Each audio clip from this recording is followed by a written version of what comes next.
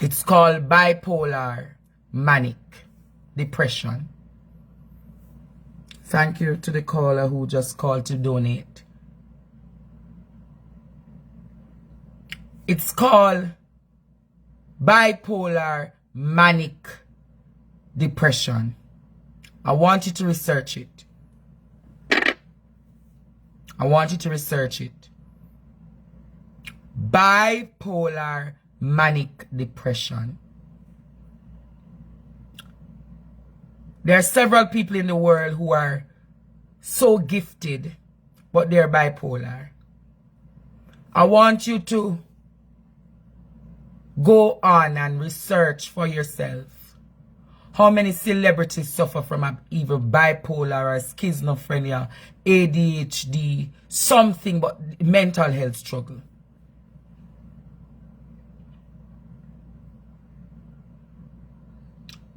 And for the manic depression to reach an extreme, something has to trigger it. Something has to trigger it. I have not been on medication almost 4.5 years now. And I've been doing well. I take my mood stabilizers from time to time when my doctor realizes that I'm getting too extreme or too high. Yes, Dr. Nesbitt, a very loyal woman to me. And Dr. Nesbitt knows when I need to get my medication. She knows when I need to get an injection. Just by talking to me, she knows when I'm getting too high, when I'm getting too low, etc. I was okay until the 5th of August. Let me repeat that. I was okay, Jamaica, until the 5th of August when I was triggered with the news that Heather Moiston died.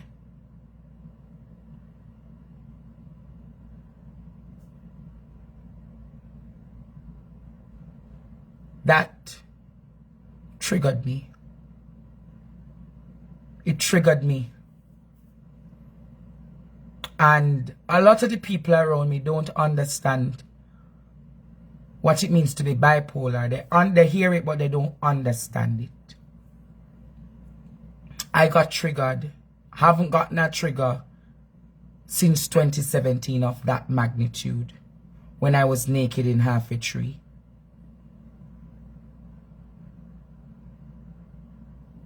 And that death made me trigger to a point that everything around me got affected. People don't understand when I talk. People don't understand when I start to hallucinate. People don't understand when I start seeing my visions. People don't understand when I start hearing the voices. People don't understand when I don't sleep. People don't understand when I don't eat. People don't understand when I don't bathe. People don't understand when I don't care.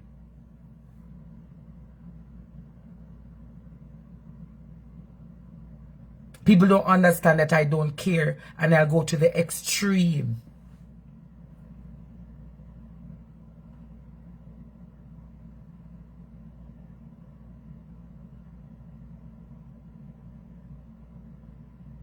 And what is needed in that time is people who care. What is needed in that time, is people who actually care, that can help you find back the true you.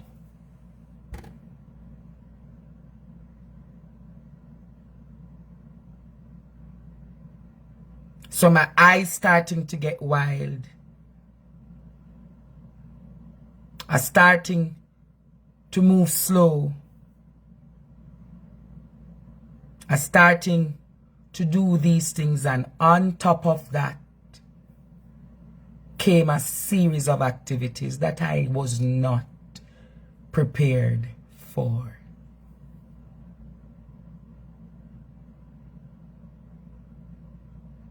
On top of that came a series of activities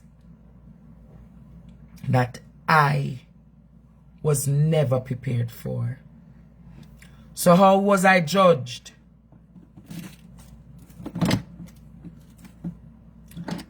I was judged as Andre Stevens. I was never judged as the person who had a bipolar manic depression relapse.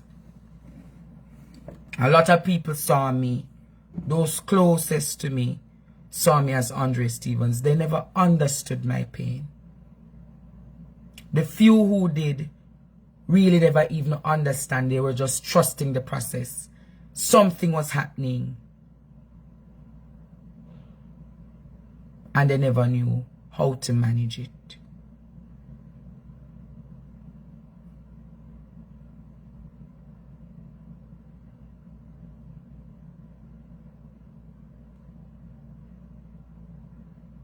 A few. But I just share that little bit tonight to just say to you,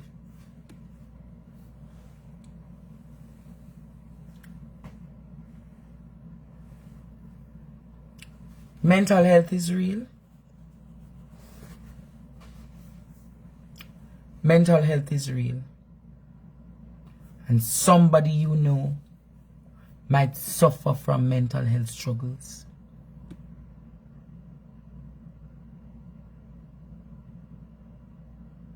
My pain was real. My hurt was real. My agony was real. My tears were real. My cry for the death of Heather Moiston, so real.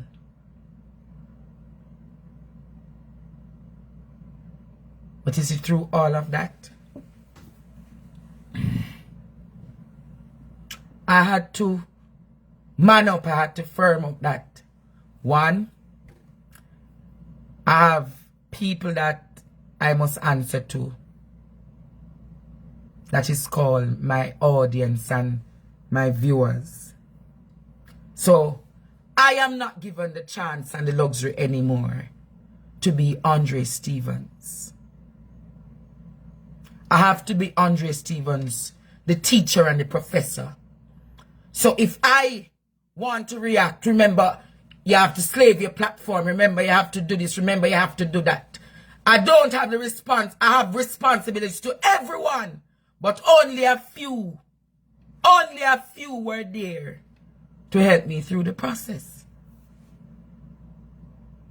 And some of the people who I expected to be by my side were never there.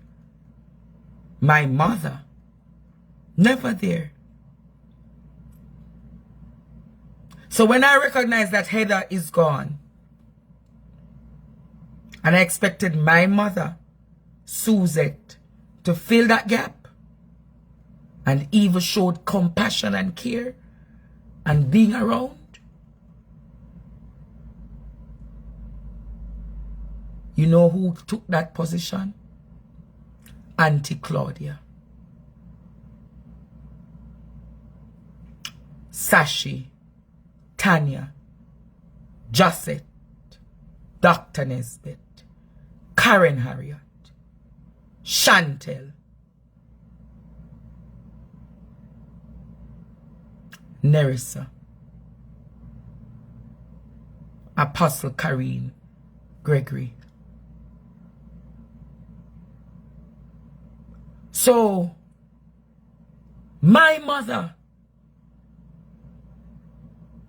not being around further gave me another relapse. Not seeing her, not hearing her, not even, and Mama Janet.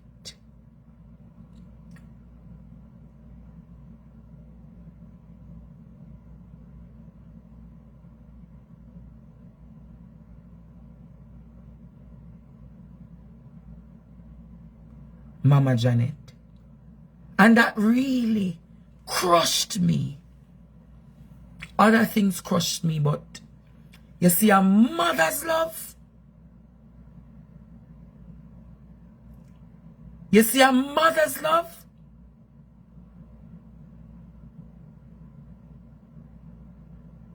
You see a mother's love.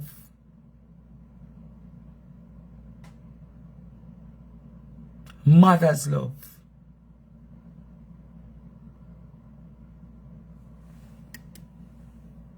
A mother's love.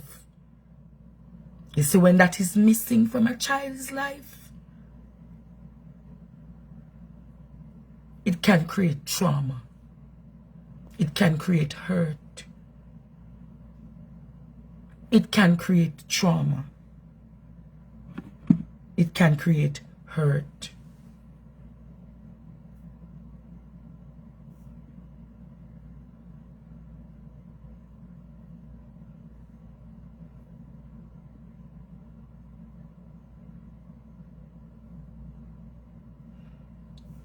Trauma and hurt. And it did create trauma. And it created hurt. So when I heard Mr. Aromatic understood and put context to what happened to me,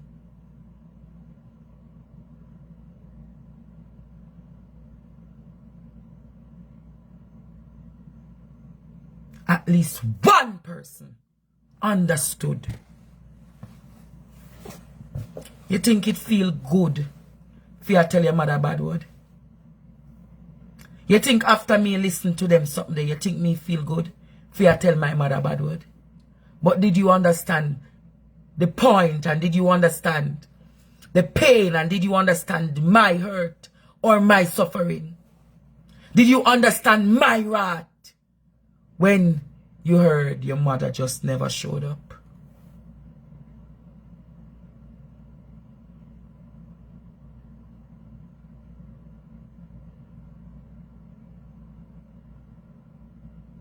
When your mother has just not showed up. Your mother don't show up. She never show up. She never call. She never prayed. She never show up. She never call. She never pray.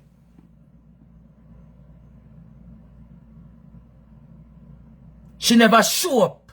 She never call. She never pray. And then all of my friends know, Andre ignore her, Andre this, Andre that, Andre that. They still haven't understood that if I don't speak about it, or if I don't do therapy, or if I don't have somebody to talk about it, that's bipolar manic depression. And they don't know that. So I am told you can't talk about it in public.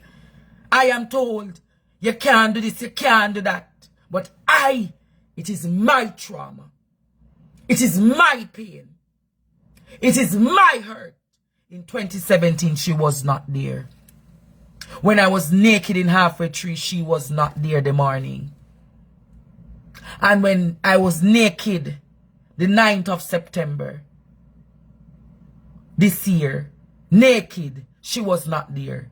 So the third time, I can safely say she would not be there.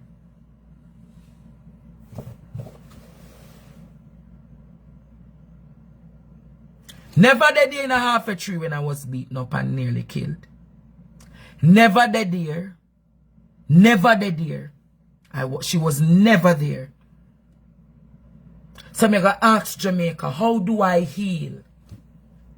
I want to ask the world, how do I set myself free when every time I try to love my mother, she get everything she asks for from me, but when I ask her at my lowest ebb,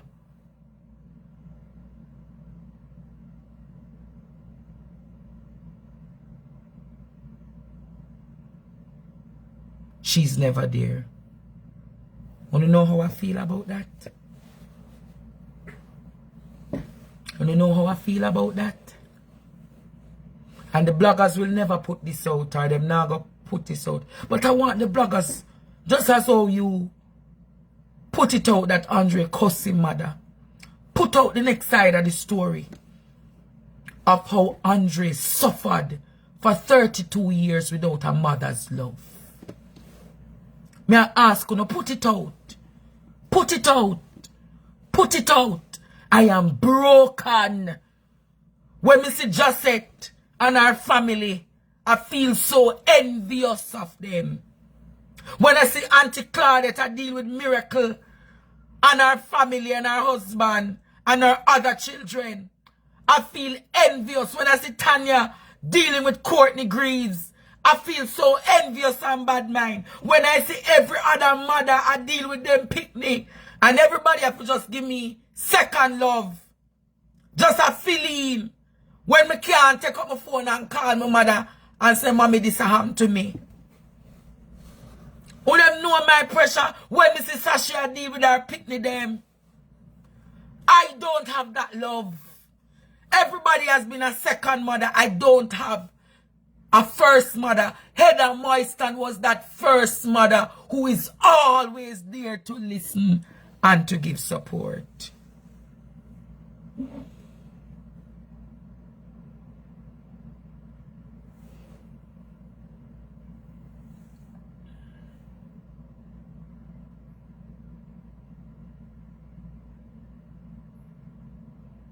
So do you understand mental health now? Because you guys don't understand it. And then, because I'm asked to get back quick and get back fast, everybody wants to see me on YouTube. But do you know how broken I am?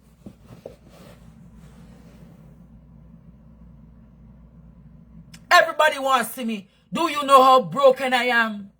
To have trusted people and put confidence in people. And they have all turned around to betray me. Do you know how broken I am? That I found a friend. And because of one dispute, the friend decided to turn against me. And release things on me. Do you know how broken and hurt I am? And everybody get better quick. Because, oh, Andre, if you come over here, come done Andrew Holness, done the government, done the PNP, done this, chat about Philip Powell and Mbangarang, chat about that, but nobody understands the hurt and the pain that I feel. And the life not big tonight because me not talk no mix up. The life not big tonight because me not talk no mix up. But it's my pain. It's my hurt. And everybody, most people, heal quick, Andre. Get over it. Put on a smile. Do you know how many smiles I've put on for years just to make people happy? During my time of vulnerability, I was abused. I was tattered. I was thrown up and I was like a rag. Them take me up. White rag. Everybody know me have good in me and turn me now one black dirty rag. And dash me a ground and fling me so fling me there so that throw me there so go on there so boy. When you look you take me up again. Take up this. That tear me up. I saw you just dash me away. I saw people just get up. See me him nice, you know. I could just done him. I saw we are going to done him. I saw we are going to tear him apart. And then crush him and just throw him away. And he must just take anywhere farm him take. He must mad. He must dead. He must have no credibility. He must have no money. He must have nothing. I could just tear him apart.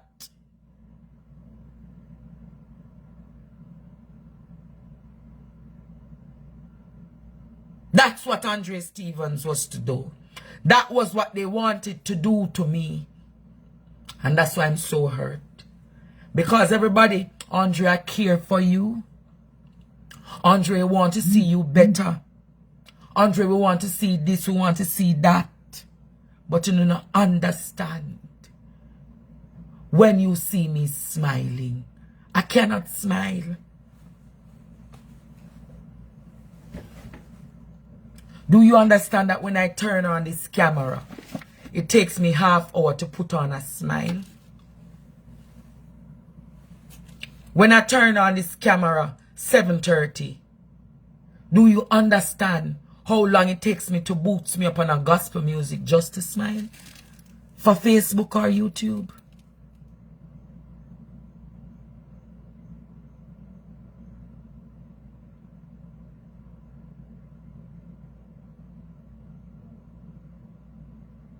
No amount of prayer can move that. No amount of I am sorry, Andre, cannot move that. It's compassion. Compassion. And I can't come over Facebook every night again. Because I don't love it. I don't love YouTube. I feel like giving up YouTube.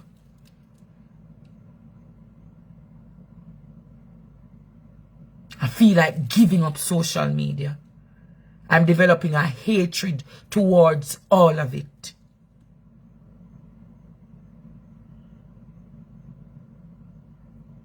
I'm developing a hatred towards everybody who is attached to social media.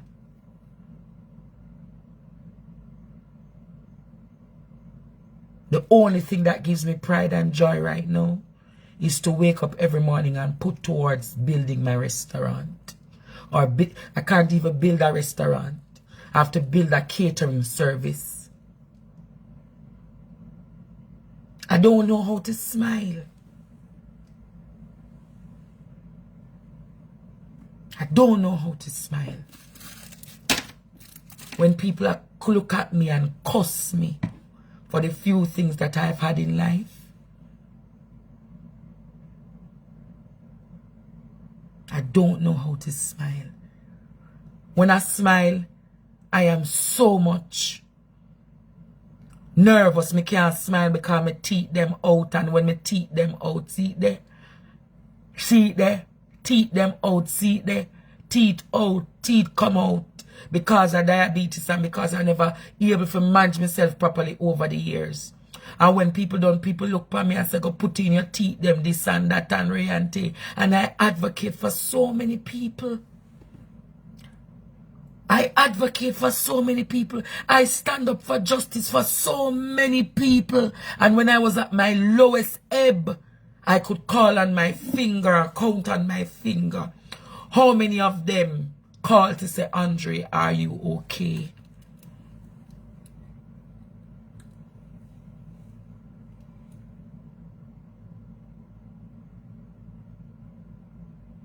How many of them call? Not many.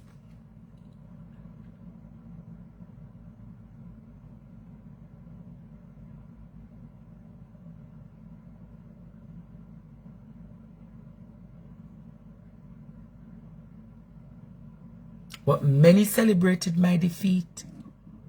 Many celebrated when everything was on social media a month ago. Many celebrated. Many laughed at me. Many say, yes, man. Good for the fucker that we want to reach him. Yeah. We're going to cancel him and destroy him. For all that I sat down for almost a year and a half. For all the abuse I take from this home.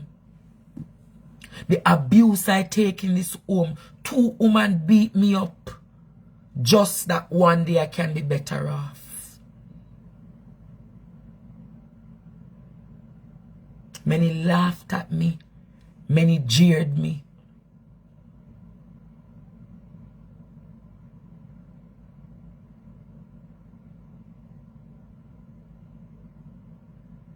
Many laughed at me and many jeered me.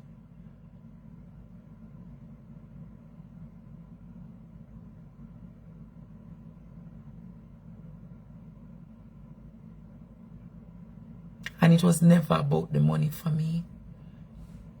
It was never about the money. But you know I'm hurt about my money. I had a plan for my money. You know what the plan was? The end of 2024, I was going to take my YouTube money to buy a piece of lot, to build my house. and my YouTube money was destroyed. That's why I'm hurt.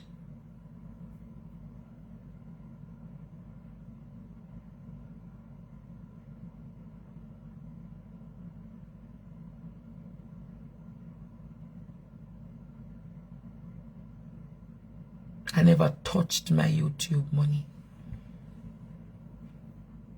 It's not about the money.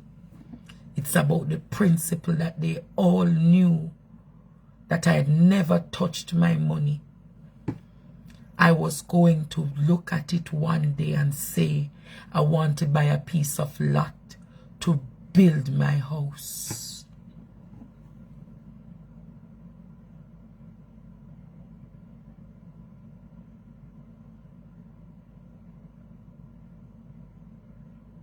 Build my restaurant.